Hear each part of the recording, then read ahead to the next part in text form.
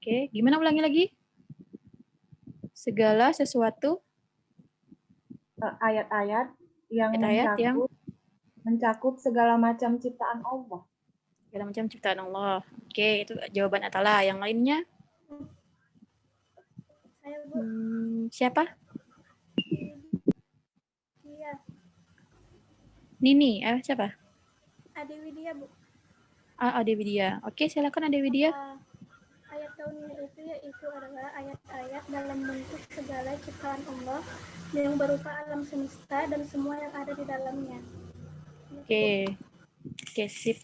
Bagus, baik untuk Atala dan Ade Widya benar. Jadi ayat-ayat kauniyah itu merupakan apa yang ada di dunia dan seisinya, alam semesta dan isinya itulah merupakan ayat-ayat kauniyah yang mana kalau kita sebagai manusia itu bisa kita lihat gitu ya. Di sini kan ada bilang observasi karena dia berupa fenomena-fenomena alam yang memang ada terjadi di sekitar kita sehingga kita bisa mengobservasinya. Dan ini pada zaman dahulu itu merupakan suatu istilahnya katalis gitu ya, sebagai sesuatu yang mendorong munculnya seseorang itu rasa ingin tahunya muncul setelah melihat fenomena-fenomena dari ayat-ayat kauniyah ini. Sehingga kalau misalnya kita pernah belajar tentang metode saintifik berkaitan dengan observasi, lalu kita menentukan hipotesisnya, melakukan eksperimen, sampai menentukan hasil dan menemukan konsepnya. Nah, itu merupakan tugasnya ilmuwan sehingga muncullah ilmu sains, baik itu pengetahuan sosial maupun pengetahuan alam. Nah, kalau kita kan ini berkaitan dengan pengetahuan sainsnya itu sebagai IPA, ilmu pengetahuan alam, yang mana biologi merupakan salah satu cakupan dari sains. Dan biologi itu merupakan bagian dari biologi itu merupakan genetika. Genetika merupakan bagian dari ilmu biologi. Nah, dari sini kita bisa menarik kesimpulan bahwa kedudukan genetika dalam Al-Quran yaitu sebagai bentuk pembuktian dari ayat-ayat kauliyah dan juga fenomena alam. Jadi keterkaitan antara fenomena-fenomena alam ayat-ayat kauliyah dengan apa yang ada di dalam Al-Quran seperti itu. Dan terkait dengan ayat-ayat yang spesifik itu tidak akan saya bahas sekarang. Jadi ini mungkin nanti saya akan jadikan sebagai bentuk kuis bagi kalian. Jadi silahkan kalian cari ayat-ayat Al-Quran yang berkaitan atau hadis juga boleh yang berkaitan dengan genetika dan tafsir ayatnya maupun tafsir hadisnya. Dan ini kalau bisa cari sumberlah yang sahih gitu ya, sumber tafsirnya dicantumkan dan silahkan diupload di story IG karena ini merupakan bentuk yang memang sudah menjadi kesepakatan antara dosen genetika yang untuk di TBO 1, TBO 2 dan juga TBO 3 dan TBO 4. Mungkin kemarin kalian sudah melihat ya dari kelas TBO 2 gitu juga ada yang sudah men-share di IG-nya terkait Al-Quran yang berkaitan dengan genetika. Dan bisa cari mungkin tentang asal-usul manusia, bagaimana tentang mani, sperma, tahu tentang juga misalnya ada hukum-hukum Islam yang berkaitan dengan manusia, bagaimana hubungan manusia, hubungan perempuan dan laki-laki, itu juga bisa kalian masukkan sebagai ayat-ayat yang berkaitan dengan genetika. Nanti terkait dengan hukum-hukum Islam juga, itu nanti kita akan bahas secara lebih dalam setelah kita mempelajari konsep-konsepnya. Jadi itu akan mengalir kita akan mengetahui sebenarnya kenapa sih ada di dalam hukum Islam terhadap hubungan antara manusia perempuan dan laki-laki itu seperti ini. Lalu mengapa ada keanekaragaman makhluk hidup yang ada di dunia? Tanaman beraneka ragam, tumbuhan juga hewan juga beraneka ragam, manusia juga berbeda-beda antara bahkan yang kembar pun itu tidak identik gitu ya, maksudnya seidentiknya kembar pun itu sangat berbeda dari segi genetiknya. Nah itu juga nanti kita akan sama-sama belajar.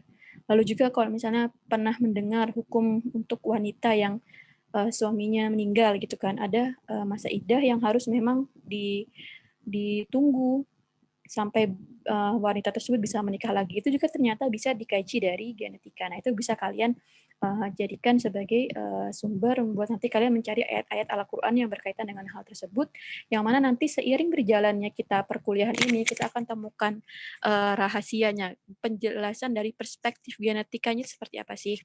Jadi apa yang ada di dalam genetika ini memang sangat berkaitan juga dengan beberapa hukum-hukum Islam yang yang ada gitu, yang kita temui selama ini. Jadi ada penjelasannya secara Islamnya dan juga ada penjelasan dari perspektif genetikanya. Jadi di sini saya rasa untuk pertanyaan yang berkaitan dengan bagaimana keterkaitan antara genetika dan Al-Quran, secara umum saya jelaskan seperti ini ya, berkaitan dengan ayat-ayat kauliyah dan ayat-ayat kauniyah, dan nanti terkait dengan spesifiknya itu kita akan sama-sama temui, akan kita temukan gitu ya rahasianya dari perspektif genetika setelah kita nanti seiring berjalannya waktu pertemuan kita gitu ya. Dari sini ada yang mungkin ingin dikomentari atau ingin ditanyakan terlebih dahulu sebelum lanjut ke selanjutnya, sebelum lanjut ke materi selanjutnya? Mungkin ada yang ingin berpendapat? Saya, Bu. Siapa? Dede? Iya. Itu Ya, pembuatan gimana, Dede? story IG-nya di postingan apa di story, Bu? Di story aja, nggak usah di postingan. Di story. Tidak perlu di feed Instagram ya. Tidak perlu. Ya, Bu. Di story aja tidak apa-apa. Dan di tag. Hari Mungkin ini nanti terakhir ya, Bu? akan ya, mungkin nanti saya buatkan juga untuk di Google Classroom-nya. Jadi kalian screenshot gitu ya. Jadi takutnya nanti kalau misalnya saya kan nggak mungkin buka Instagram tiap menit gitu kan untuk mengecek apakah kalian sudah mengumpulkan atau belum. Jadi tinggal screenshot nanti diupload di Google Classroom gitu, buktinya. Oke. Ada lagi yang ditanyakan? Kalau tidak kita lanjut. Siapa? Lestari, Bu. Ya, silahkan langsung Sudah Lestari. Ya, gimana? Ini, Bu, kan kita posting tuh, Bu. Itu ayatnya sekali tentang biologinya atau enggak, Bu? Atau cuma ayatnya aja?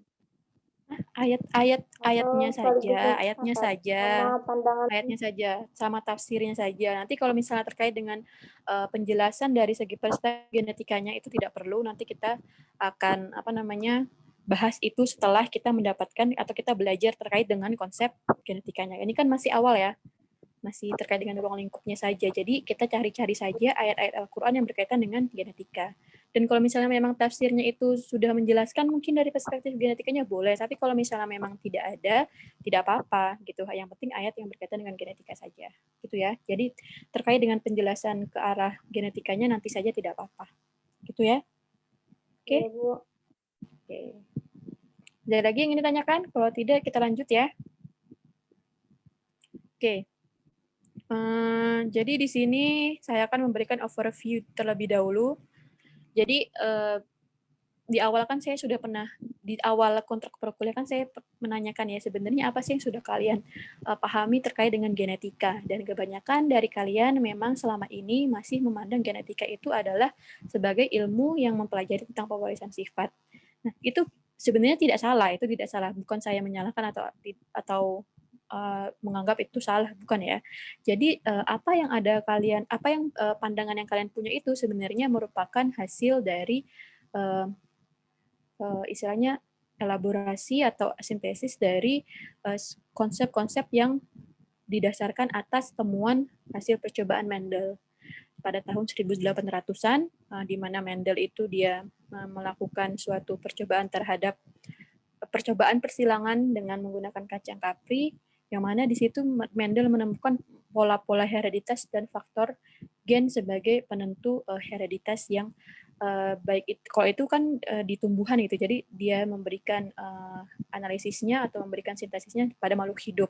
Nah, akan tetapi itu kan tahun 1800-an ya, dan sampai sekarang itu kan dalam jangka waktu yang cukup lama, dan pasti itu ada perkembangan dan pertumbuhannya, pertumbuhan dan perkembangan ilmu, baik itu teknologi maupun terutama teknologi sih yang sangat berperan penting dalam perkembangan dan pertumbuhan dari ilmu genetika sendiri.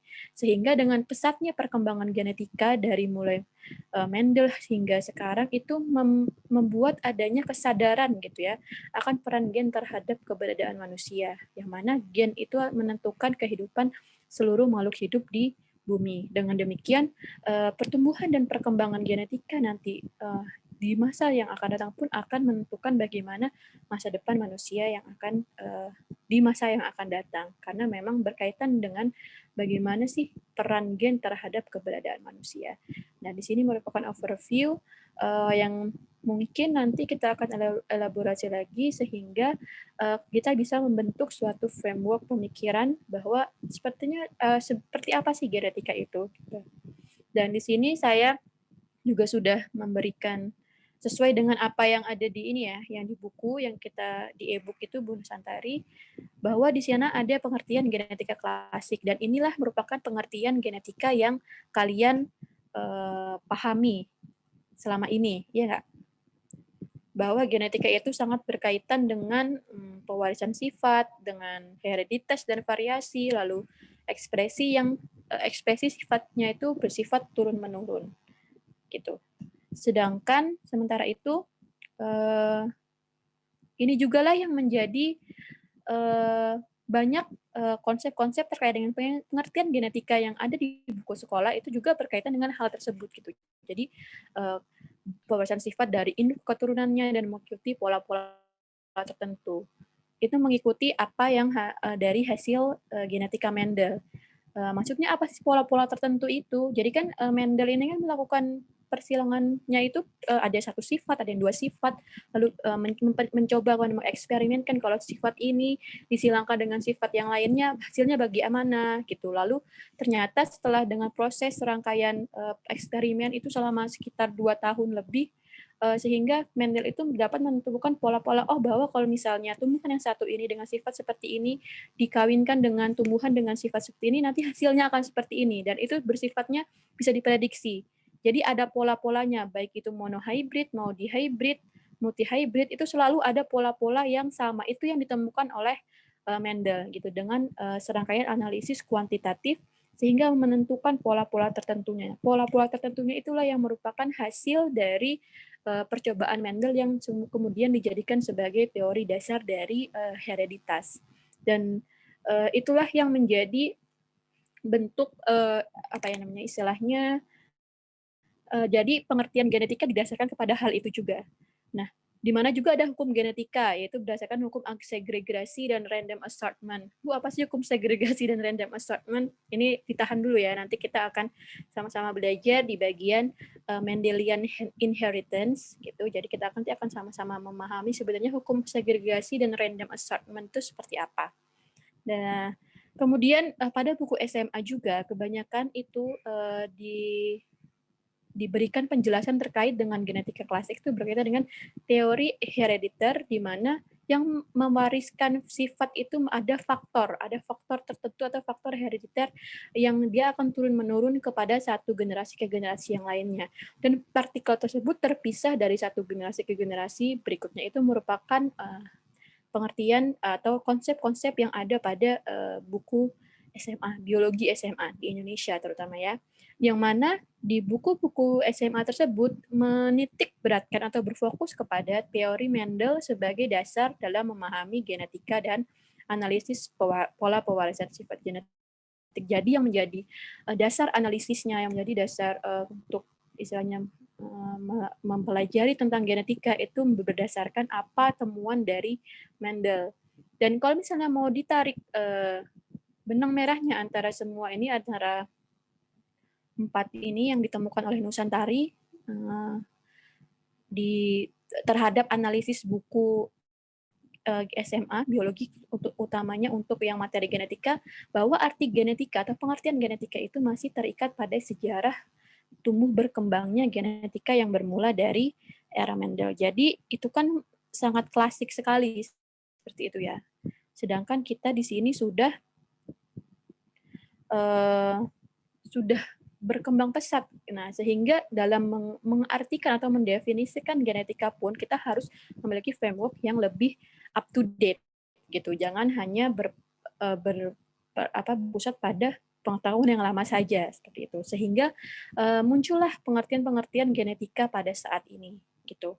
Yang mana kalau pada saat ini lebih menitik beratkan pada ternyata ilmu genetika itu adalah ilmu yang menganalisis unit keturunan dan perubahan pengaturan dari berbagai fungsi fisiologis yang membentuk karakter organismenya. Jadi yang dilihat adalah bagaimana unit keturunan tersebut dapat mengatur atau dapat meregulasi fungsi-fungsi fisiologis makhluk hidup, yang mana fungsi fisiologis tersebut berkaitan dengan pembentukan karakter organisme, baik itu bentuk matanya, kalau untuk manusia ya matanya, hidungnya, lalu terkait dengan fungsi-fungsi biologis yang lainnya itu didasarkan dari unit keturunan atau gen tadi yang dapat mengatur fungsi fisiologis makhluk hidup yang membentuk karakter organisme. Yang mana unit keturunan tersebut berupa gen, yang mana gen itu terdapat dalam segmen DNA. Itu berkaitan dengan genetika saat ini, pengertian genetika saat ini. Sehingga apa-apa pengertian genetika yang pada saat ini itu berkaitan dengan ilmu atau cabang biologi yang mengacu pada studi tentang gen. Jadi studi tentang gen bukan sekedar pewarisan sifat, tapi mengacu pada studi tentang gen. Yang mana gen itu bisa mencakup struktur dan fungsi gen, lalu bagaimana sih cara mewariskan gen dari generasi ke generasi berikutnya, itulah yang menjadi pokok atau fokus dari genetika saat ini. Dan seperti yang bisa kita lihat dari pengertian Korebima tahun 2010, Korebima ini merupakan salah satu profesor di Universitas Negeri Malang yang memang sangat ahli terkait dengan genetika, dan beliau mendefinisikan genetika itu sebagai materi ilmu atau cabang biologi yang mengkaji materi genetik baik atau yang mencakup gitu ya struktur genetiknya, struktur materi genetiknya. Lalu juga reproduksi. Jadi yang mengadakan proses reproduksi itu tidak hanya tumbuhan, hewan maupun manusia dalam sifat makronya ya, tapi semikro-mikronya pun, molekulernya pun itu juga melakukan reproduksi. Nah, nanti seperti apa reproduksi materi genetik, Bu? Nanti kita akan pelajari pada konsep reproduksi materi genetik. Begitu juga kita juga akan belajar tentang ekspresi atau kerja gen. Jadi sebenarnya fenotip yang muncul, atau yang misalnya kita kan tahu ya, ada tuh orang yang dia berambut panjang, ada yang dia punya kulitnya putih, ada kulitnya sawo matang. Itu kan fenotip ya yang bisa kita lihat. Sedangkan untuk yang karakteristik genotipnya itu kan berkaitan dengan susunan gennya gitu. Nah, bagaimana sih tadi susunan genotip tadi bisa memunculkan karakteristik fenotipnya. Nah, itu juga nanti kita akan pelajari. Nah, itu akan kita pelajari pada submateri ekspresi atau kerja gen. Jadi itu sangat berkaitan ya. Ternyata itu. Kemudian kita juga akan belajar dengan perubahan dan rekombinasi. Ini berkaitan dengan perubahan materi genetik, dan kalau misalnya saling direkombinasi seperti apa sih nanti hasilnya dari materi genetik itu, nanti kita juga akan belajar, dan apa impact-nya, apa efeknya dari adanya perubahan atau mutasi ataupun rekombinasi terhadap sifat atau karakter organisme yang mengalami perubahan atau rekombinasi materi genetik tersebut. Nanti kita akan sama-sama belajar di bagian mutasi dan juga rekombinasi, perubahan dan rekombinasi materi genetik. Kemudian ada juga bahasan dalam genetika yang mengaitkan antara keberadaan materi genetik dalam populasi. Nah, itu ternyata juga perlu kita pelajari di dalam genetika ini, serta perekayasaannya. Jadi bagaimana teknologi kemudian perkembangan genetika itu kita gunakan dalam memanfaatkan organisme-organisme yang tadi sudah direkayasa tersebut untuk membantu istilahnya meningkatkan taraf hidup manusia. Biasanya ini menggunakan bioteknologi gitu. Jadi sangat berkaitan antara cabang bioteknologi dengan genetika. Nah, dari ke 1, 2, 3, 4, 5. Dari 5 pokok utama genetika saat ini gitu ya. Ini didasarkan pada perkembangan genetika molekuler. Jadi memang berdasarkan pada perkembangan genetika molekuler yang diprakarsai oleh penemuan oleh mikroskop, lalu penemuan DNA, penemuan nukleus, penemuan kromosom seperti itu. Jadi didasarkan pada hal-hal itu. Jadi pada saat Mendel itu yang dilihat hanya makronya saja, luarnya saja gitu ya. Hanya dia cuman tumbuhan ini mempunyai karakteristik misalnya punya daunnya keriput, buahnya keriput atau tidak. Terus ada juga buahnya itu yang bijinya itu bulat, ada yang keriput, ada yang dia tinggi, pendek. Ini kan hanya sekedar karakteristik luarnya saja. Terus tidak bisa dilihat, tapi manusia pada saat itu belum tahu sebenarnya bagaimana kok bisa sih seperti itu ya, tanaman itu setelah dikawinkan, setelah dikawin silangkan, kok bisa menghasilkan sifat yang berbeda atau sifat yang sama dengan induknya, atau misalnya ada perubahan, mungkin perbedaan. Nah, ada pola-pola itu sebenarnya seperti apa sih, mekanismenya seperti apa itu belum ketahuan karena memang belum ada pembahasan dari dalam kajian yang molekulernya. Tapi seiring dengan perkembangan zamannya, mulai dari penemuan mikroskop sehingga bisa ditemukanlah bisa menemukan atau mengamati bagian-bagian mikro atau molekuler sekali dari makhluk hidup, sehingga kemudian genetika itu nanti akan berkembang mulai dari hanya sekedar fenotip saja yang dilihat, kemudian menjadi genetika molekulernya, benar-benar dilihat dari dalam-dalamnya materi genetik tersebut. Dan kalau misalnya bisa dilihat dari pengertian genetika menurut Korea Bima tahun 2010 ini, sebenarnya pendekatan yang diambil yaitu adalah pendekatan konsep dan substansial materinya. Jadi apa yang memang dipelajari di genetika, bukan pendekatan sejarah. Bukan pendekatan sejarah, maksudnya dari Mendel itu kan bapak genetika, hanya itu saja yang menjadi dasar dari mempelajari genetika. Nah, ternyata itu tidak bisa dijadikan dasar karena Mendelian inheritance itu hanya sebagian dari submateri yang memang dipelajari di genetika. Bisa dilihat kan di sini struktur materi genetik, lalu ada reproduksi materi genetik. Nah, Mendelian inheritance itu hanya sebagian dari apa yang dipelajari di reproduksi materi genetik. Gitu. Jadi, kalau misalnya memang sebelumnya itu pewarisan sifat yang menjadi dasar ilmu genetika sebagai pewarisan sifat, itu sebenarnya tidak salah, karena memang apa yang dikaji dari Mendel itu memang berkaitan dengan pewarisan sifat. Akan tetapi seiring berkembangnya zaman, seiring berkembang pesatnya teknologi dan ilmu genetika, perkembangan genetika, pengertian dari genetika itu, apa yang dibahas di genetika itu lebih luas lagi, tidak hanya sekedar membahas Mendelian inheritance atau yang berkaitan dengan pewarisan sifat yang ditemukan berdasarkan hasil temuan Mendel pada saat itu, pada tahun 1864. Nah, dari sini mungkin terkait dengan pengertian genetika, ada yang ingin ditanyakan dulu atau ingin dikonfirmasi? Apakah sudah jelas? Jadi, apakah sudah bisa membuat atau membuka wawasan kalian bahwa, oh ternyata apa yang saya temui, atau apa yang saya ketahui selama ini hanya sebagian kecil saja dari pengertian genetika. Mungkin ada yang ingin memberikan pendapat? Saya, Bu.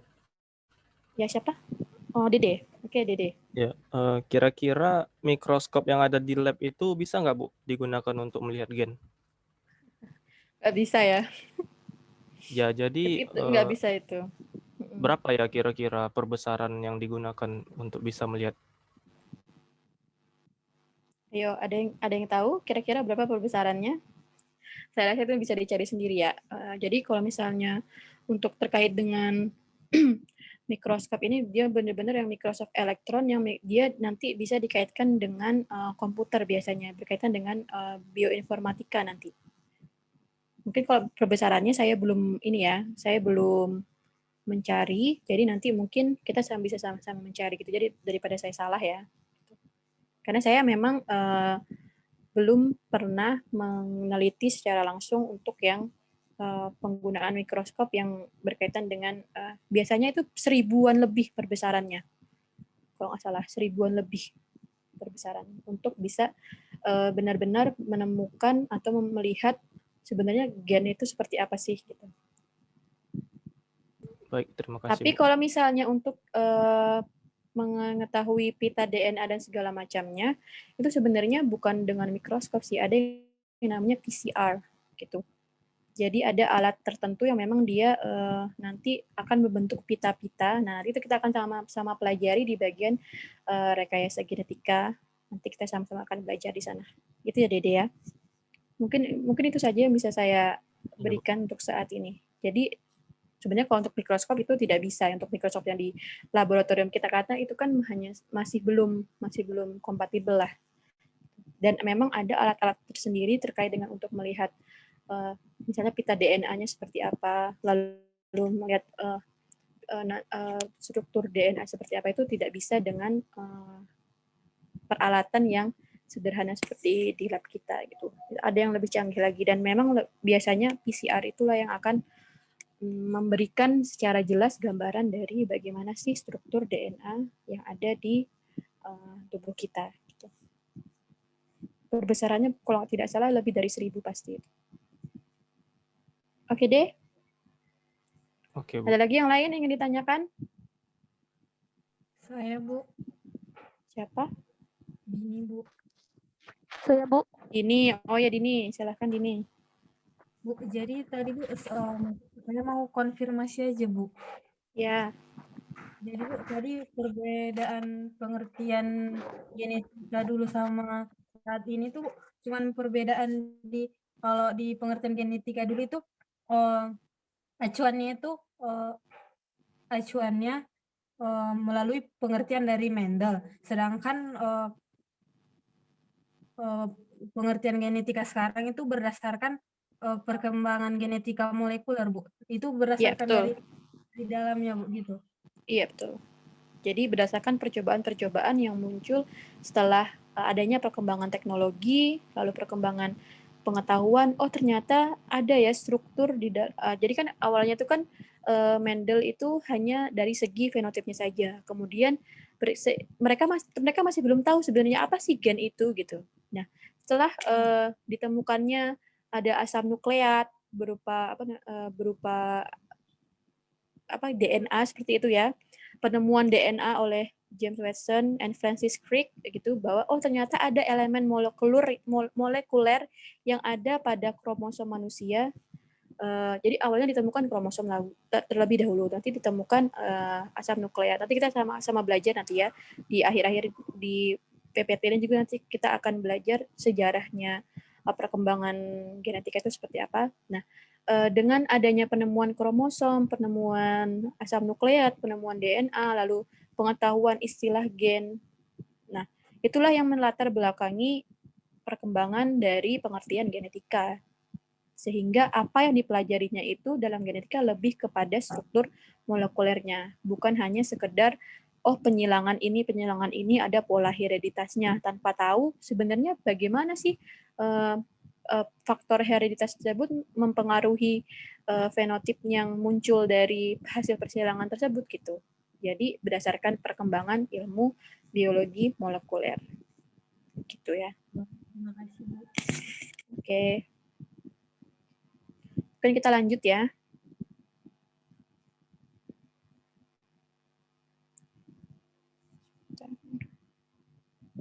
Oke. Nah, di sini ternyata ada interesting history juga dari genetics. Jadi sebenarnya sebelum Masehi pun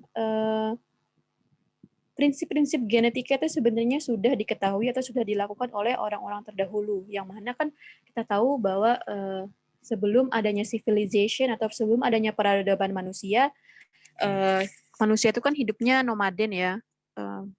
Terus mengambil makanan pun hanya yang memang yang ditemukan di kehidupan sekitar mereka aja, lingkungan sekitar mereka saja gitu. Ada tanaman dimakan dari hutan atau dari tempat-tempat yang memang mereka tinggali gitu, dari sawah atau dari laut, dari sungai. Nah, tapi muncullah seiring dengan perkembangan zamannya dan perkembangan peradaban manusia, bahwa memang mereka melakukan suatu kegiatan-kegiatan seperti domestifikasi hewan ternak, lalu bagaimana mereka melakukan proses selective breeding dalam memperluas atau memperbanyak hewan ternak mereka, dan ternyata itu memang merupakan prinsip-prinsip genetika gitu. Hanya saja pada saat itu memang belum ada orang yang mempelajari atau membuat atau istilahnya mengkaji gitu ya terkait dengan prinsip-prinsip tersebut sehingga memang sebenarnya sebelum Masehi pun prinsip-prinsip genetika itu sebenarnya sudah dilakukan oleh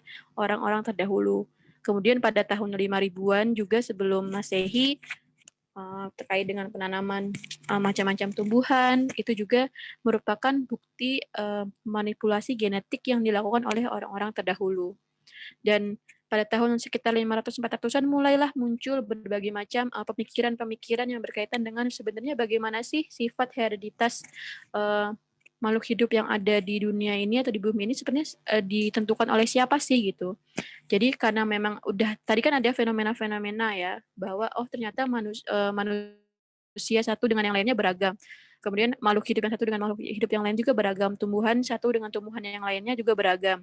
Nah, itu memberikan suatu pemikiran sebenarnya apa sih memang yang mempengaruhi keberagaman atau keanekaragaman makhluk hidup tersebut. Nah, kalau misalnya tahun 500 sampai 400 before Masehi itu diberikanlah pemikiran berdasarkan risalah Hippocrates bahwa ada humors di beberapa bagian tubuh pria yang itu berperan sebagai pembawa sifat hereditas. Pada saat itu pemikirannya seperti itu. Kemudian pada tahun 384 sampai 322 sebelum Masehi, Aristoteles itu memberikan pemikirannya terkait dengan bahwa ada vital heat sebagai kekuatan pada sperma yang memiliki kapasitas memproduksi keturunan. Itu hanya sekedar konsepsi saja, teori saja seperti itu, tanpa percobaan gitu, tanpa pembuktian yang secara ilmiah. Kemudian seiring dengan berkembangnya zaman, jadi mulai baru tahun 1600-an lah sampai 1850 itu muncul teori-teori yang berkaitan dengan teori epigenesis. Jadi bahwa apa yang ada di makhluk hidup itu berdasar dari substansi apa yang ada di sel telur, yang mana dalam sel telur itu nanti dia akan berkembang melalui perkembangan embrionik menjadi struktur yang dewasa.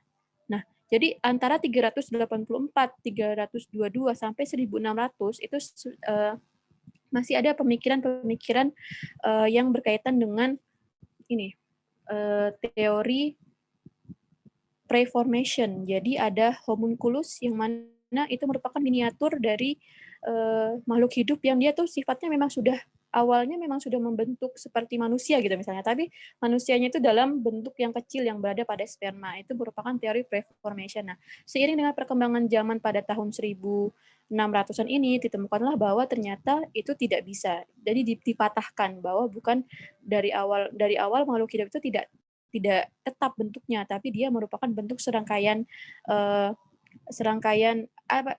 kegiatan atau terbentuknya diferensiasi dari bentuknya yang dia embrio menjadi bentuk yang dewasa. Itu ditemukan pada tahun 1600-an sampai 1850-an. Ada juga teori sel bahwa memang tubuh organisme itu memang didasarkan atau berdasarkan dari terdiri atas tersusun atas sel. Itu juga yang menjadi latar belakang perkembangan genetika seterusnya gitu. Yang awalnya tidak dipelajari, hanya sekedar teori-teori saja, tapi dengan ada teori sel kemudian muncullah berbagai macam pemikiran-pemikiran lainnya sehingga mempermudah atau mengembangkan dari genetika seperti itu.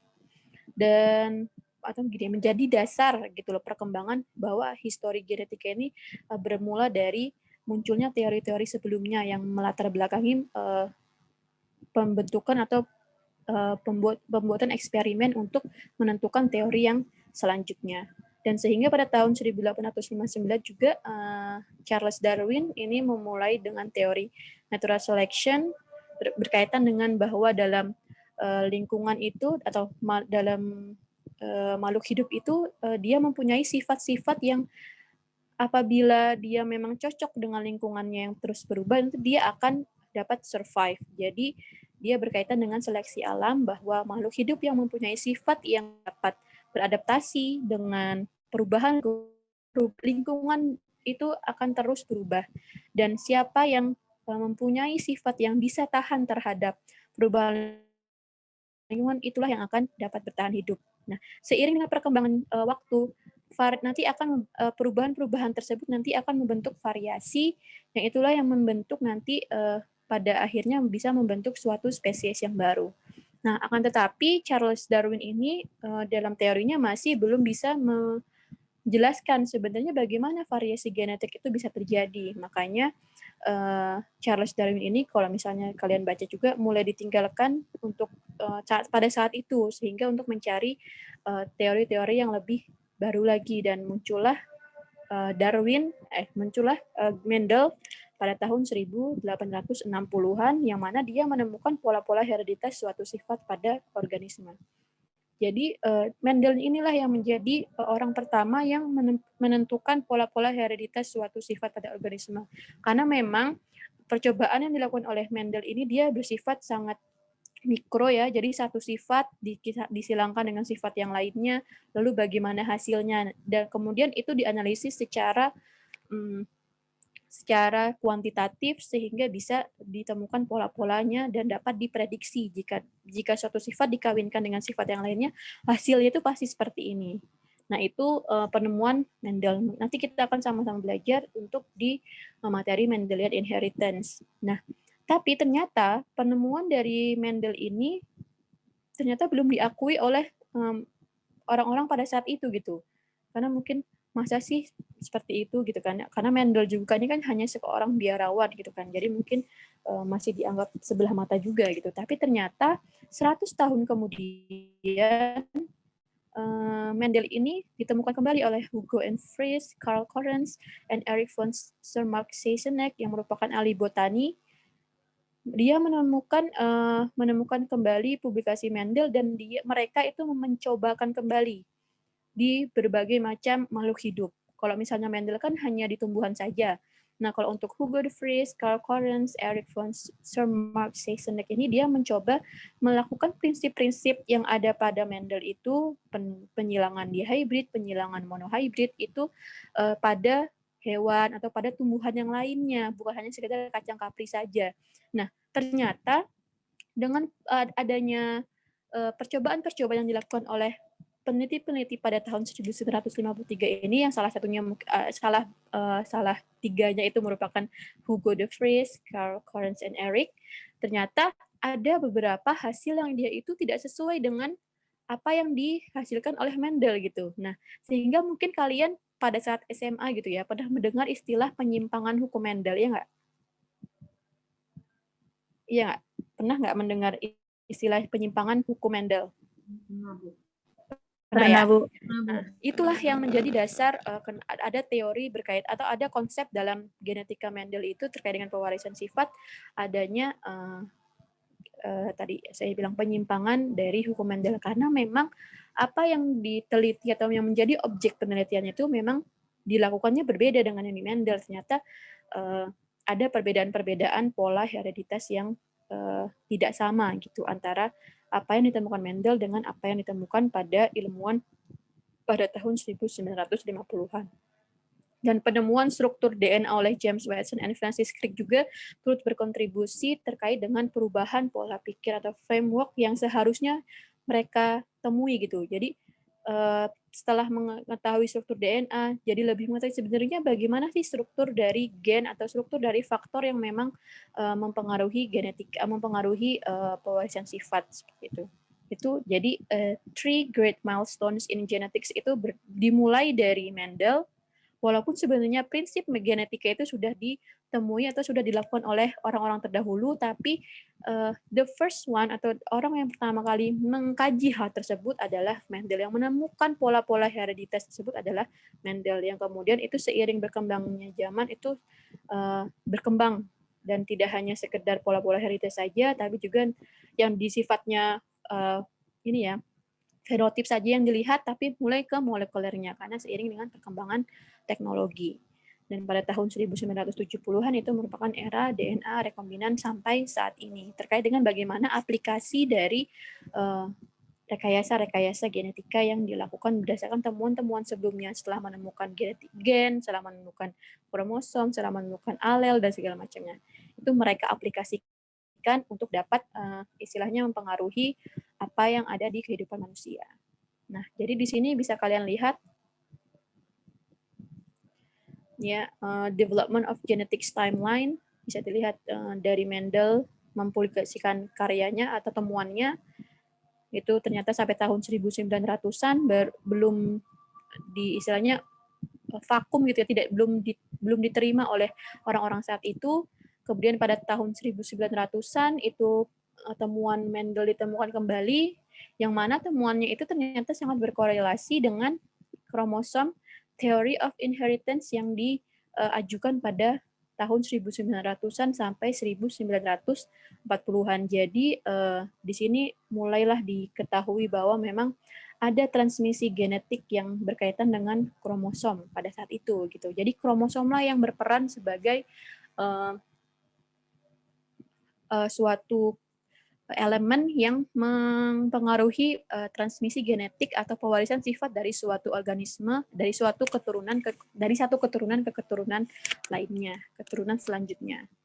Nah, akan tetapi kemudian pada tahun 1940 sampai 1950-an diketahuilah bahwa DNA itu yang membawa informasi genetik berdasarkan temuan model DNA dari Watson Crick. Jadi kalau tahun 1900-an sampai 1940 yang dianggap membawa faktor genetik atau yang membawa sifat adalah kromosom, tapi setelah diketahuinya ada DNA, diketahuilah bahwa DNA tersebutlah yang membawa informasi genetik itu ditemukan pada tahun 1940 sampai 1950-an. Sehingga dengan adanya temuan tersebut membukalah era molekuler genetics atau genetika molekuler yang berkaitan dengan bagaimana sih ekspresi gen dan bagaimana regulasinya. Kemudian pada tahun 1970 sampai 1980 muncullah teknologi rekombinan, lalu juga bagaimana proses mengetahui struktur sekuens DNA manusia secara global, secara umum gitu ya, secara kompleks dengan adanya Genomics Human Genome Project. Kemudian pada tahun 2000-an sampai sekarang itulah merupakan penelitian-penelitian yang mengaplikasikan dari apa temuan-temuan atau konsep-konsep yang ada pada genom manusia. Nah ini we live in the age of genetics. Jadi memang Nobel Prize yang berkaitan dengan genetika itu sangat banyak ditemukan mulai dari awal abad ke-20 sampai saat ini gitu.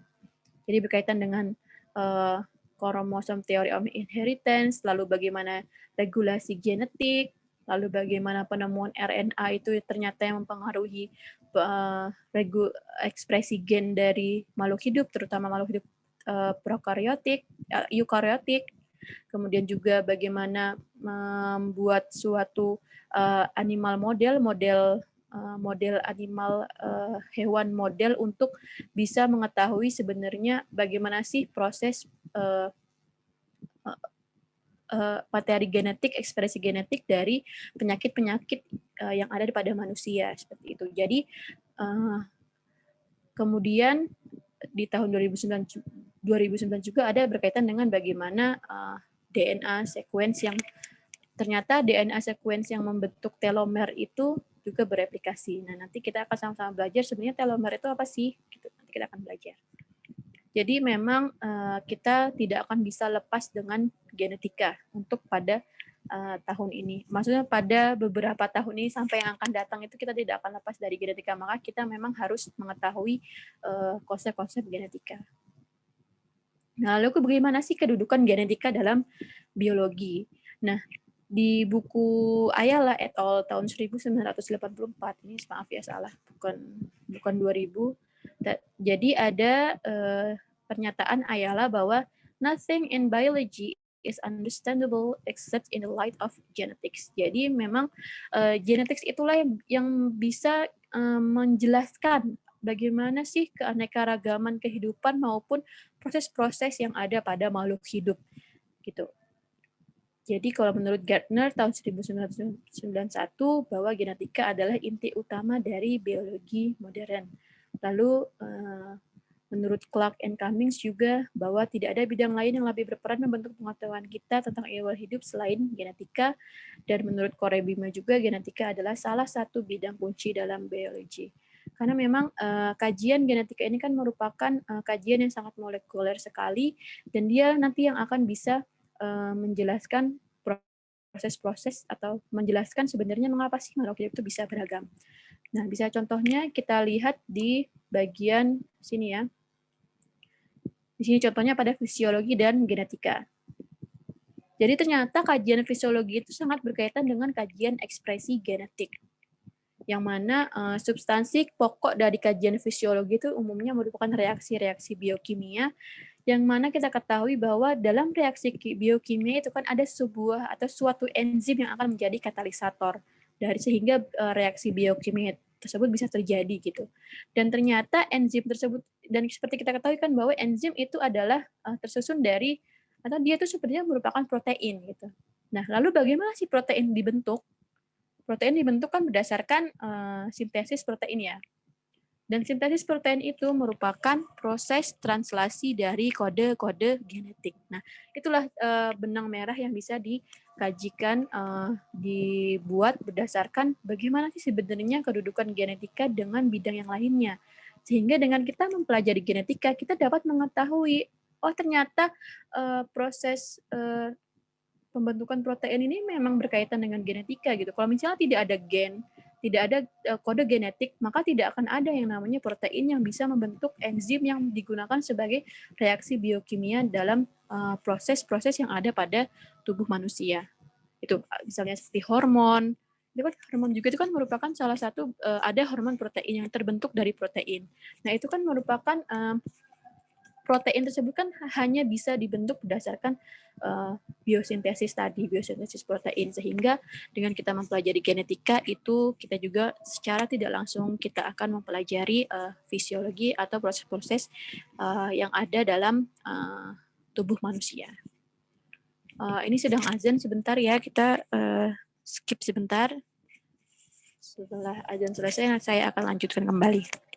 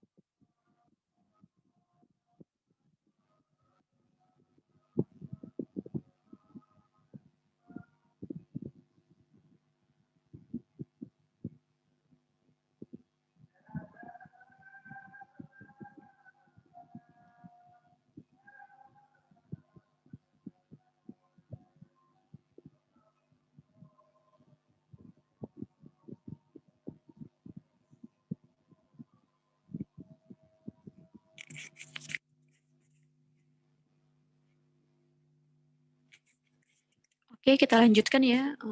Latihan sudah selesai. Nah, jadi kajian-kajian fisiologi dengan genetika ini sangat berkaitan erat. Nah, kalau misalnya mau dikaitkan juga dengan pertanyaan Dede ya, terkait dengan mengapa seleksi alam terlalu berhubungan dengan karakter dan fungsi fisiologis pada makhluk hidup. Nah, ini juga bisa kita ketahui nanti terkait dengan bagaimana sih reaksi-reaksi biokimia itu bisa membentuk proses-proses fisiologis yang berkaitan dengan kemampuan adaptasi dari makhluk hidup gitu kan. Tadi kan saya sudah bilang bahwa yang hanya makhluk hidup yang mempunyai sifat-sifat hereditas yang memang bisa bertahan pada suatu perubahan lingkungan itulah yang akan bisa bertahan. Dan itu ditentukan oleh faktor genetik yang bisa menghasilkan reaksi biokimia yang mana nanti itu membentuk fungsi-fungsi fisiologis yang berkaitan dengan bagaimana suatu organisme itu bisa beradaptasi dengan semua perubahan yang terjadi di sekitarnya, perubahan lingkungan yang terjadi di sekitarnya. Dan karakter juga, iya, karena kan karakter morfologi itu ya merupakan salah satu bentuk adaptasi bagaimana suatu makhluk hidup itu bisa bertahan hidup pada habitatnya gitu. Jadi misalnya burung, kenapa dia mempunyai paruh tertentu, bentuk paruh tertentu. Nah, itu kan disesuaikan dengan kondisi lingkungannya. Dan ternyata pembentukan dari karakter fenotip itu juga dipengaruhi oleh kajian-kajian dari fisiologis tadi, hormon gitu ya, reaksi biokimianya, sehingga memang dalam natural selection atau seleksi alam pastilah akan berkaitan dengan hal-hal tersebut karena karakter dan fungsi fisiologis itu adalah bentuk produk dari proses yang ada dalam tubuh manusia yang bisa memunculkan karakteristik bisa bertahan hidup, karakteristik adaptasi terhadap perubahan lingkungannya. Dan itu memang sangat berkaitan erat dengan genetika dan fisiologi gitu. Nah, kemudian juga dari taksonomi dan genetika juga ternyata ada keterkaitannya juga, berkaitan dengan sebenarnya bagaimana sih keanekaragaman itu bisa terjadi di makhluk hidup seperti itu. Dan nanti antara satu organisme yang lain dengan antara satu ordo atau satu family pun sebenarnya itu memiliki dasar kesamaan yang sama, akan tetapi tetap saja ada perbedaan-perbedaan yang terjadi antara satu family tersebut sehingga nanti akan berbeda spesiesnya. Jadi kalau misalnya pada pendekatan yang sejarahnya atau pendekatan klasiknya dalam taksonomi itu kan hanya melihat dari segi morfologinya saja. Oh, tumbuhan ini mempunyai karakter yang sama dengan tumbuhan yang satunya sehingga dia bisa dijadikan dalam satu spesies atau satu family atau satu ordo gitu. Nah, tetapi apabila dikaji dalam tingkat molekulernya ternyata dengan adanya keanekaragaman makhluk itu sangat bersangkut paut dengan adanya mutasi, lalu rekombinasi dan reproduksi seksual dan kejadian genetik lainnya. Nah, itu ternyata dari kejadian-kejadian genetik itu bisa mempengaruhi sifat genetik dari suatu organisme sehingga itu juga nanti bisa mempengaruhi kekerabatannya. Nanti kita akan sama-sama belajar. Nah, nanti ini juga akan berkaitan dengan evolusi gitu. Jadi antara taksonomi dan genetika memang itu juga sangat berkaitan erat. Jadi dengan adanya genetika kita bisa menjelaskan terkait dengan bagaimana penentuan taksonomi atau penentuan kekerabatan dari suatu organisme. Kemudian dalam bioteknologi ini merupakan aplikasi dari genetika yang sangat-sangat besar sekali. Bisa kita lihat sangat jelas terkait dengan teknologi DNA rekombinan sehingga manusia itu dapat memodifikasi organisme dan menggunakan produknya untuk meningkatkan taraf hidup manusia. Itu teknologi DNA rekombinan itu muncul dalam kajian genetika yang itu digunakan dalam bidang bioteknologi untuk menghasilkan atau memodifikasi organisme yang produknya itu dapat kita rasakan manfaatnya untuk meningkatkan taraf hidupnya. Dari sini kedudukan genetika dalam biologi sudah terlihat seperti itu. Mungkin dari sini sampai sini ada yang ingin ditanyakan terlebih dahulu terkait dengan kedudukan genetika dalam biologi, apakah sudah jelas? Itu kan berdasarkan pertanyaan-pertanyaan ya yang ada dalam GC Google Classroom. Saya Bu mau bertanya Bu. Ya, silakan Siti Fatimah. Ya Bu, saya mau bertanya, kan tadi dari pertanyaan Dede tadi kan yang tentang seleksi alam itu kan berhubungan dengan suatu karakter fungsi fisiologis. Nah, jadi suatu karakter dari organisme itu dapat berubah nggak Bu dari menurut waktu dan tempatnya? Terus apa gitu yang harus dilakukan? Ya, pasti bisa.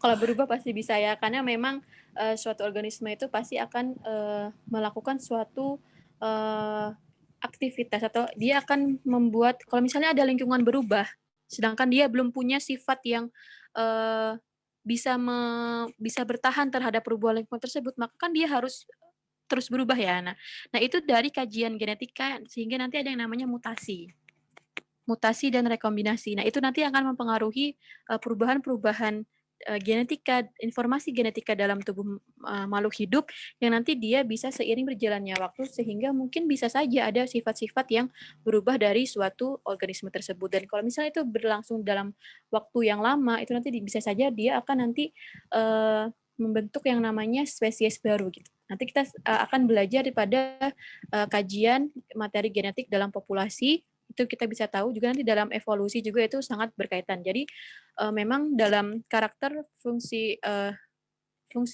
fisiologis itu pasti akan berdasarkan juga terhadap apa yang sudah dipunyai oleh makhluk hidup tersebut, ya, materi genetik apa yang sifat-sifat apa yang memang sudah ada, tapi sifat-sifat genetik tersebut juga bisa berubah akibat dari perubahan lingkungan, karena itu tadi untuk bertahan hidup dengan adanya perubahan lingkungan gitu. Jadi memang akan selalu berubah, dan itu biasanya nanti kita akan sama-sama belajar bagian mutasi. Dan kajian mutasi ini kalau misalnya memang kalau ditanya apa yang harus dilakukan, ya memang nanti kalau misalnya memang ada yang tidak, kalau misalnya makhluk hidup tersebut tidak melakukan mutasi, nanti bisa saja dia apa ya istilahnya tidak bisa bertahan hidup, bisa aja dia punah seperti itu. Nah, jadi ada juga dia nanti mutasi yang memang dia nanti akan bersifat positif gitu ya, bersifat menguntungkan bagi dia. Tapi ada juga nanti mutasi yang memang sifatnya negatif. Nah, nanti kita akan sama-sama belajar pada bagian mutasi dan rekomendasi tentang sebenarnya bagaimana sih mutasi yang menguntungkan dan mutasi yang merugikan gitu, dan bagaimana impact-nya bagi makhluk hidup yang melakukan atau yang mengalami mutasi tersebut gitu. Jadi memang ada yang berubah, itu berkaitan dengan proses mutasi. Kalau misalnya bisa kita lihat dari subkonteks atau submateri dari genetika. Mungkin itu dulu yang bisa saya sampaikan ya Siti Fatimah. Nanti kita akan bisa itu mengeksplor lebih kalau kita sudah mempelajari bagian mutasi genetik gitu ya. Bagaimana Siti Fatimah? Baik Bu, terima kasih Bu. Oke, gimana? Sudah jelas ya? Nanti kita akan sama-sama belajar kok. Jadi tidak mungkin saya jelaskan di sini semuanya, gitu ya. Nanti seiring dengan berjalannya materi kita, gitu nanti kita akan ketahui bersama-sama. Oke ya? Oke Bu. Oke, kemudian kontribusi genetika di bidang lainnya. Ini banyak yang pertanyaannya berkaitan dengan hal ini ya. Berkaitan dengan kontribusi genetika di bidang-bidang lainnya. Di sini saya lihat banyak. Jadi yang pertama, kontribusi genetika di bidang pertanian. Ya, berkaitan dengan transgenic modified organism atau genetically modified organism, berkaitan dengan bagaimana manusia itu bisa memodifikasi tumbuhan yang menjadi resisten terhadap herbisida, lalu resisten terhadap hama, resisten terhadap gulma, resisten terhadap virus, kemudian juga bagaimana bisa meningkatkan kandungan nutrisi pada suatu tumbuhan seperti misalnya golden rice, lalu untuk mendelay proses pematangan sehingga mungkin tidak bisa cepat membusuk, itu pada tomato itu juga merupakan salah satu kontribusi genetika pada bidang pertanian. Nah, akan tetapi kontribusi juga tetap ada juga kritiknya atau tetap juga ada pro dan kontranya gitu ya, bahwa oh ternyata di sini juga ada pertanyaannya kalau nggak salah di Google Classroom. ya, terkait dengan apakah ya,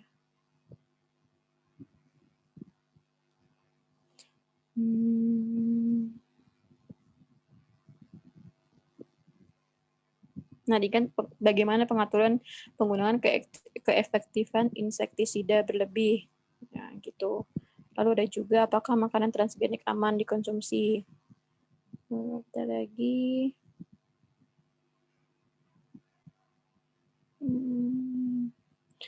Pokoknya terkait dengan modifikasi organisme berdasarkan prinsip genetika. Itu kan ada, apakah ada efek samping yang ditimbulkan dari modifikasi genetik secara bioteknologi terhadap tanaman. Nah, itu merupakan kritik-kritik yang muncul berdasarkan adanya transformasi agriculture berdasarkan dari perkembangan ilmu genetika, terutama dalam bidang bioteknologinya. Jadi penggunaan yang penggunaan tanaman yang resisten herbisida ternyata juga nanti bisa akan mempengaruhi ketergantungan untuk ini ya, seorang petani itu untuk menggunakan bahan-bahan kimia yang mengurusi atau yang bertanggung jawab atau yang bisa mencegah munculnya gulma. Akan tetapi bisa saja nanti hal tersebut muncul bisa mengakibatkan munculnya gulma yang sudah tahan terhadap herbisida gitu. Nah, jadi itu merupakan kritik-kritik yang muncul dari penggunaan prinsip genetika dalam pertanian gitu. Kemudian apakah nanti sifat yang sudah ada dalam genetically engineered crops tadi yang sudah dimanipulasi materi genetiknya itu apakah bisa tertransfer di hewan atau tumbuhan lainnya, tumbuhan asli wild plants itu yang belum yang belum termodifikasi materi genetiknya, apakah itu nanti akan mengarah kepada perubahan ekosistem seperti itu. Nah, itu merupakan kritik-kritik dan worries itu apa ya istilahnya? Saya lupa nih istilah Indonesianya apa. Jadi ketakutan gitu ya, maksudnya apakah nanti itu akan merubah ya kekhawatiran kekhawatiran akan mengubah ekosistem yang mana itu tidak bisa diubah lagi, irreversible. Jadi kalau sudah berubah dia tidak bisa kembali ke awal lagi. Nah, itu yang ditakutkan oleh adanya penggunaan dari genetically modified organism gitu. Dan ternyata ada juga patennya dalam GMO itu ada patennya. Jadi ada paten untuk istilahnya organisme yang sudah kita modifikasi itu bisa jadi milik kita. Kita bisa membuat patennya dan ternyata membuat paten itu juga nanti akan mempengaruhi bagaimana suatu company yang berkaitan dengan bioteknologi nanti akan menghasilkan GMO tadi, lalu farmer atau istilahnya petani itu nanti secara ekonomisnya akan sangat bergantung pada pestisida dan bibit-bibit yang dikelola atau yang diproduksi oleh company tadi yang mempunyai paten GMO tadi, sehingga itu ditakutkan bisa mengurangi keanekaragaman genetik dari tanaman yang ditanam oleh farmer, sehingga mungkin nanti justru akan merugikan atau menghilangkan tumbuhan-tumbuhan lain yang itu sebenarnya mempunyai gen yang sangat penting untuk dijadikan sebagai resisten terhadap hama dan disease. Jadi hama itu sebenarnya punya musuh alami gitu, musuh alaminya hama itu di dalam suatu agrosistem gitu ya, maksudnya sistem ekosistem agroekosistem gitu. Jadi sebenarnya hama itu punya musuh alami yang bisa sebenarnya secara alami bisa menghalau hama tadi gitu. Nah, kalau misalnya petani itu ketergantungan terhadap produksi pestisida dan bentuk-bentuk maksudnya biji benih yang sudah dimodifikasi, takutnya nanti itulah yang akan menghilangkan tanaman-tanaman tadi yang seharusnya itu bisa digunakan juga sebagai musuh alami dalam dalam memberantas hama. Nah, nanti terkait dengan bagaimana musuh alami hama itu nanti bisa kita pelajari di entomologi lebih dalamnya lagi. Gitu ya. Dan sehingga resolusi dari berbagai macam kritik-kritik atau berbagai macam kekhawatiran yang mungkin bisa terjadi akibat penggunaan GMO secara luas ini bisa dilakukan dengan bagaimana kita memberikan public awareness ya, bisa menggunakan dengan poster atau dengan berita-berita yang memang memberikan edukasi bagi orang-orang yang di sekitar kita gitu, sehingga kita juga bisa men-enlighten social policy terkait dengan aturan-aturannya gitu dan undang-undang yang berlaku gitu. Sehingga dengan kita mempelajari genetika ini, kita harapannya juga nanti bisa memberikan kontribusi atau sumbangsi terkait dengan bagaimana kita bisa meningkatkan isu terkait dengan bioteknologi dan penggunaannya dengan secara benar gitu. Ini dalam pertanian. Kemudian dalam peternakan juga, contohnya ada cloning ya, gimana kita juga bisa menghasilkan juga animal transgenik animal yang mungkin hanya sifat-sifat tertentu yang menguntungkan saja yang akan kita kembangkan. Misalnya kalau misalnya untuk di bidang peternakan yang menghasilkan susu gitu kan, berarti hanya hewan-hewan, kita akan membuat hewan yang memang dia mempunyai sifat yang dapat menghasilkan susu secara banyak. Itu saja yang kita kembangkan. Nah, itu merupakan salah satu kontribusi genetika dalam bidang peternakan. Kemudian dalam bidang kesehatan juga ada penemuan genomnya. Jadi kita tahu bahwa ternyata dalam setiap nomor kromosom pada manusia itu dia akan bertanggung jawab terhadap munculnya berbagai macam penyakit yang ada di manusia. Itu juga berdasarkan kontribusi dari genetika, sehingga kita dapat melakukan mungkin bisa memotong DNA-nya, lalu bisa melakukan terapi-terapi yang memang langsung kepada titik pusat penyakitnya gitu, tidak akan salah. Nah, itu merupakan kontribusi genetika di bidang kesehatan dengan adanya proyek Human Genome Project tadi. Kita sudah bisa mengetahui DNA aja, gen-gen apa saja yang mempengaruhi atau yang bisa memunculkan suatu penyakit yang ada di manusia. Dengan adanya microarray juga atau DNA chips, kita bisa menentukan kira-kira apakah seseorang itu berpotensi atau beresiko untuk menghasilkan keturunan yang mempunyai genetic disorder. Itu juga bisa kita tentukan atau kontribusi genetika terhadap bidang kesehatan. Gene terapi juga bagaimana kita pada nakes tenaga kesehatan itu memberikan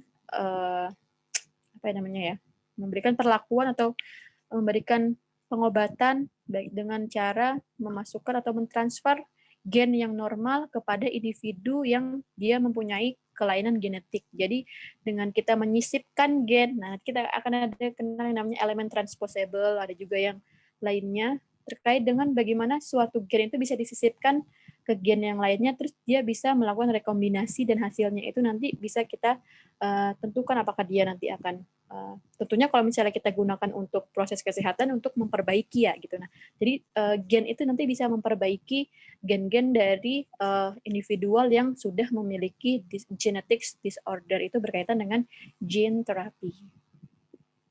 Akan tetapi dalam perkembangannya gene terapi ini masih butuh perkembangan teknologi juga, sehingga diharapkan tingkat keberhasilannya itu lebih tinggi, karena beberapa perlakuan sebelumnya itu ada juga yang melakukan gene terapi itu dia bukannya malah sehat tapi malah meninggal seperti itu. Nah, jadi sehingga itu masih perlu perkembangan penelitian untuk ke depannya lagi gitu, sehingga memang gene terapi ini menjadi salah satu potensi untuk membantu pencegahan atau penanggulangan dari orang-orang yang mengalami genetic disorder. Kemudian dalam industri farmasi juga terkait dengan bagaimana memproduksi biomolekul yang berperan penting dalam bidang farmasi itu seperti insulin, interferon, dan hormon percuma, itu juga didasarkan pada prinsip-prinsip genetika tadi, teknik rekayasa genetika dengan pemotongan molekul DNA tertentu. Jadi DNA tertentu yang punya sifat yang menguntungkan, yang punya sifat itu baik, itu yang diambil, kemudian dipotong, kemudian direkombinasikan ke di DNA yang lainnya, yaitu misalnya DNA ini contohnya bakteri gitu ya. Nah, jadi bakteri ini dia nanti mengandung DNA aslinya yang warna pink, kemudian ada DNA fragmennya ini, dia nanti akan berkembang biak atau bereproduksi sehingga setiap individu yang hasil reproduksinya itu akan mempunyai DNA rekombinannya. Ini sangat diperlukan sekali untuk produksi-produksi yang ada di bidang informasi karena kan butuh organisme yang berkembang cepat gitu. Kalau misalnya hanya dibuat secara manual gitu ya, tidak melalui teknik rekayasa genetika itu mungkin butuh waktu yang lama karena kan yang dilihat adalah makhluk yang digunakan adalah makhluk hidup atau bakteri ini kan dia punya karakteristik dia sangat bisa bereproduksi dengan cepat dan banyak. Nah, itu yang dibutuhkan. Dengan adanya teknik rekayasa genetika itu sangat membantu dalam perkembangan di bidang industri dan farmasi. Kemudian dalam bidang hukum forensik ya gitu. Kalau misalnya zaman dahulu gitu ya, mungkin kalau misalnya pernah ngeliat di drama-drama gitu ya, kalau misalnya polisi zaman dahulu itu kan ya agak susah gitu ya dalam menentukan siapa sih pembunuhnya. Ini potongan rambut ini punya siapa, potongan tangan ini punya siapa gitu kan. Terus bagaimana sih menentukan orang tua kandung itu kan merupakan suatu hal yang sangat susah. Mungkin kalau misalnya di drama-drama makanya ada jadi bahan buat pembuatan drama gitu kan karena memang tidak ada uji DNA. Padahal kalau misalnya udah ada uji DNA udah tahu lah itu kalau misalnya itu benar nggak sih orang tua kandung saya itu kak benar nggak sih anak kandung saya udah tinggal diuji DNA saja. Nah dengan adanya perkembangan genetika ini kontribusi genetika sangat berperan penting terutama dalam bidang hukum. Kemudian juga dengan adanya DNA fingerprinting gitu kan. Jadi potongan-potongan tubuh manusia itu mempunyai DNA yang bisa dianalisis kesamaannya dengan apa yang sudah di database dari DNA yang sudah kita dari potongan atau misalnya bukti-bukti yang ada di TKP gitu kan. Darah atau sampel air mani atau sampel yang lainnya itu bisa mempermudah orang-orang yang berkecimpung di bidang hukum untuk menemukan tersangka kasus kejahatan lalu mempermudah menemukan korban bencana, teror ataupun korban pembunuhan. Itu merupakan salah satu kontribusi genetika di bidang lainnya. Jadi kalau misalnya satu lagi ya.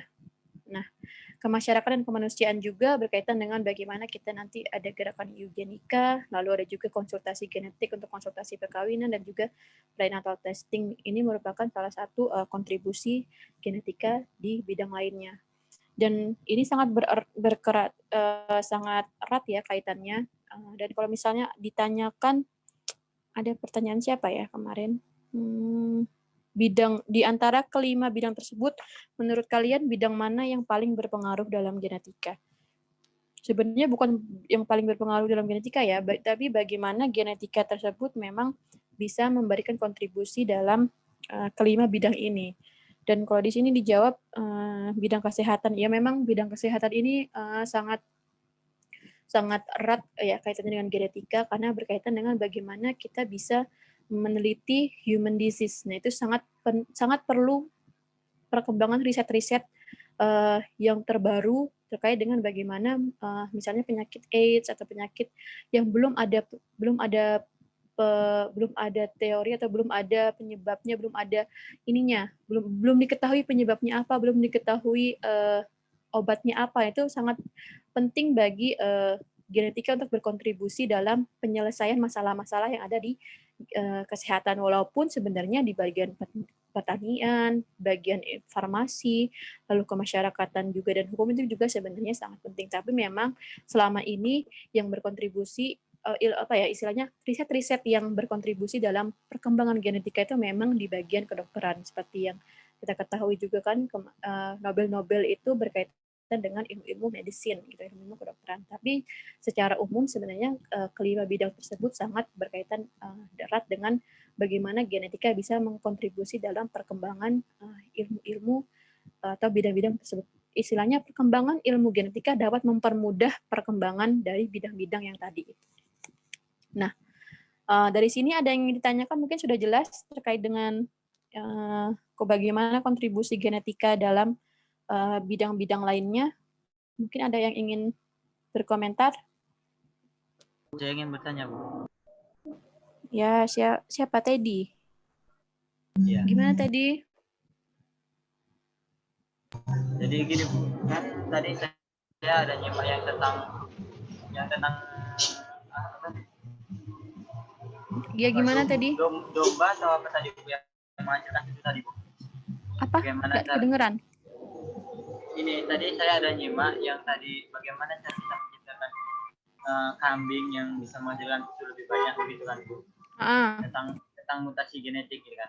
Jadi ini saya kemarin itu sempat baca juga ini, kemudian saya ingin bertanya ini. Ada kemarin itu di Australia di mana dilakukan rekayasa genetik itu kan, bukan mutasi genetik yang menyebabkan ada itu sapi, dia beratnya umurnya baru 7 tahun tapi memiliki berat berat sebesar 1.400 kg dan tinggi sekitar 194 cm yang dihitung dari bahunya. Nah, itu misalnya mutasi genetik itu apakah tidak berpengaruh, Bu, kepada hewan tersebut? Apakah tidak ada efek sampingnya gitu loh maksudnya? Gitu maksud saya. Apakah dalam mutasi genetik ini tidak diperkirakan gitu dampak sampingnya nanti begini ya gitu, atau hanya memikirkan ke depannya gitu? Oke. Memang ya, jadi kan istilahnya ada juga pertanyaan di dalam Google Classroom itu kan terkait dengan ternyata perkembangan ilmu genetika itu sebenarnya lebih cepat daripada aturan-aturan yang mempengaruhi yang bisa mengatur perlakuan dari yang sudah kita lakukan di genetika nih, mulai dari mungkin cloning atau misalnya tadi yang dibilang juga organisme yang sudah kita modified ininya, materi genetiknya, nah gitu. Nah, mungkin untuk sekarang itu memang mereka kan mengusahakan bagaimana bisa membuat makhluk hidup yang bisa memberikan keuntungan yang lebih bagi mereka gitu. Nah, akan tetapi memang kita juga harus memperhatikan bioetikanya. Makanya nanti kalau misalnya ada suatu perkembangan ilmu genetika berkaitan dengan bagaimana sih menghasilkan organisme yang mungkin tadi seperti tadi bilang itu ya, itu nanti bakal ada pro kontranya. Pasti ada selalu yang menjadi pihak yang pro dan ada menjadi yang pihak kontranya. Dan kita bisa lihat juga nanti lebih mudaratnya kemananya gitu. Kan itu juga kita belum tahu kan apakah memang apa yang sifat yang tadi Teddy bilang itu memang memberikan efek samping atau tidak, kan kita juga belum tahu karena saya juga kan bukan saya juga yang melakukannya gitu. Nanti kalau misalnya memang ada perkembangan lagi, ada perkembangan riset-riset lagi yang memang bisa mengkaji ternyata apa yang sudah dilakukan oleh seperti tadi yang tadi bilang itu memang ada efek sampingnya, itu mungkin nanti bisa menjadi suatu yang merekonstruksi atau mereformasi apa yang sudah terjadi. Mungkin apakah berarti ini dilarang atau misalnya mungkin hanya untuk tertentu saja gitu atau mungkin dibatasi. Nah, itu mungkin lebih ke arah sananya. Jadi makanya tadi kan dibilang bagaimana untuk memberikan resolusi dari berbagai macam pro kontra yang terjadi. Itu kan salah satunya dengan memberikan edukasi, memberikan public awareness, selalu menentukan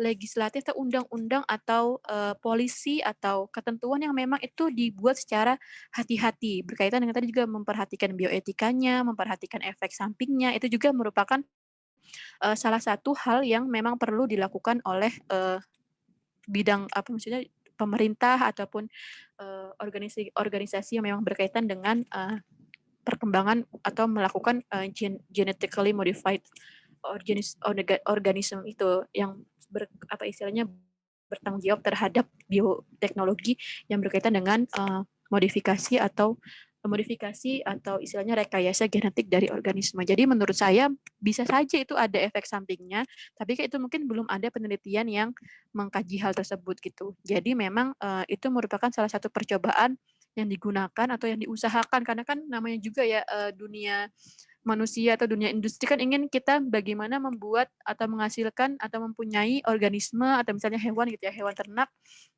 yang walaupun dalam jumlah yang sedikit bisa menghasilkan keuntungan yang banyak, ya nggak? Gitu. Jadi salah satunya adalah dengan memodifikasi materi genetiknya, sehingga hanya sifat-sifat tertentu saja yang kita butuhkan, itulah yang muncul. Nah, tapi memang pastilah ada sesuatu efek samping itu pasti ada. Cuma kita kan masih belum tahu seberapa besar efek sampingnya itu merugikan atau menguntungkan. Nah, itu yang belum bisa kita ketahui gitu ya tadi. Jadi kalau misalnya nanti ada lagi perkembangannya terkait dengan hal itu, mungkin bisa disampaikan lagi, maksudnya bisa kita sama-sama pantau apakah memang apa yang dilakukan di Australia itu memang banyak mudaratnya atau banyak manfaatnya. Gitu sih saya rasa. Gitu ya tadi ya. Gimana? Sudah cukup jelas tadi? Sudah, sudah jelas. Oke. Nah, ini juga saya berkaitan dengan kemudian ada yang menanyakan kan tentang bagaimana perspektif MUI dan cloning. Nah, itu kan juga bisa kita lihat, nih saya share sebentar. Saya share dulu, stop share.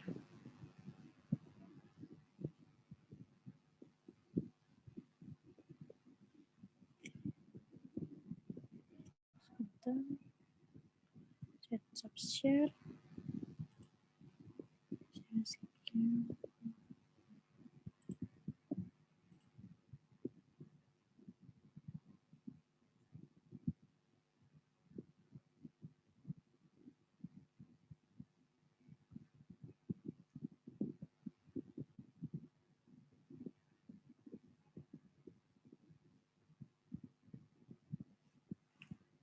Sebentar.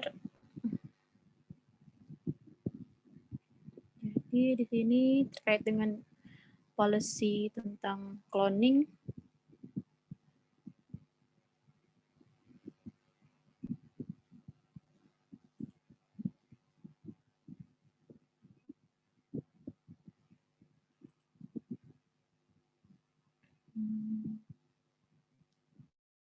Sebentar.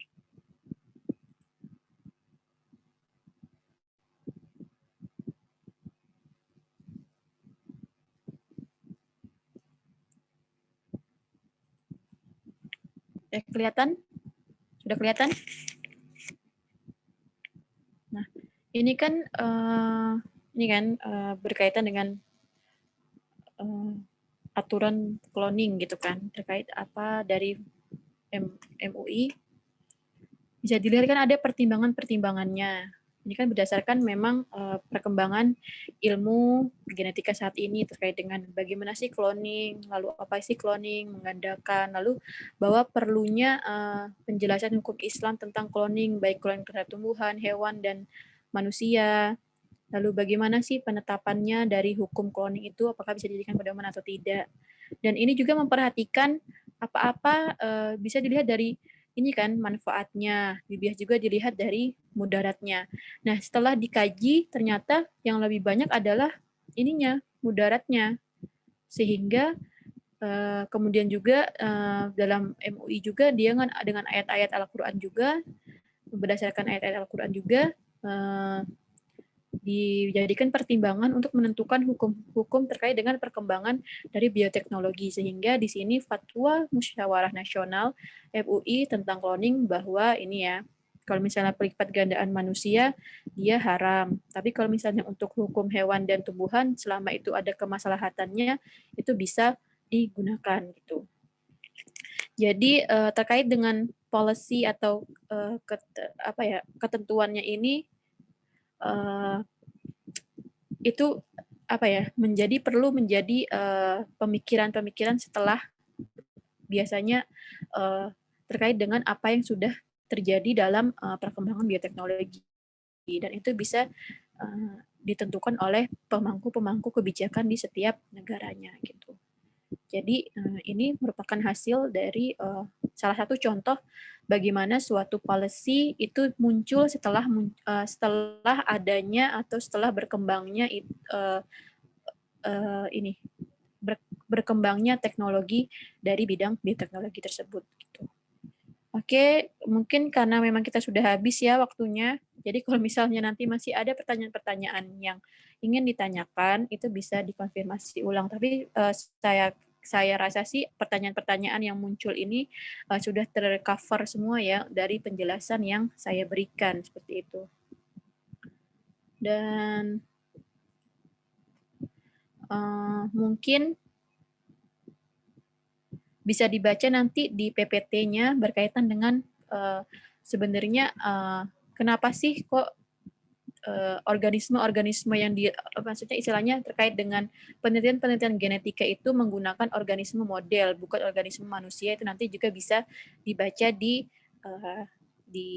PPT yang saya kirim. Nanti silahkan dibaca-baca kembali gitu ya. Dari sini sudah cukup, mungkin ada yang ingin disampaikan? Sudah cukup ya? Ya Bu, bagaimana? Cukup. Oke, sudah cukup ya? Ya. Bu. Oke. Ya, Bu. Bu, masalah CGR nanti kalau besok, Bu. Hah? Iya? CGR ada, sudah aja CGR ya? Nanti saya kabari lagi terkait dengan CGR ya. Nanti saya kabari lagi. Siap. Nanti saya kabari lagi. Cukup sekian mungkin ya dari pertemuan kita pada hari ini. Mungkin cukup sekian. Silahkan untuk sholat asar dan kemudian bersiap-siap untuk yang selanjutnya gitu ya. Saya kurang lebihnya saya mohon maaf mungkin kalau misalnya masih ada kekurangan dalam penjelasan saya karena kita juga sama-sama belajar. Nanti kita sama-sama belajar untuk membahas kajian genetika yang selanjutnya. Oke. Mungkin cukup sekian dari saya. Kita akhiri dengan membaca lafaz hamdalah. Alhamdulillah.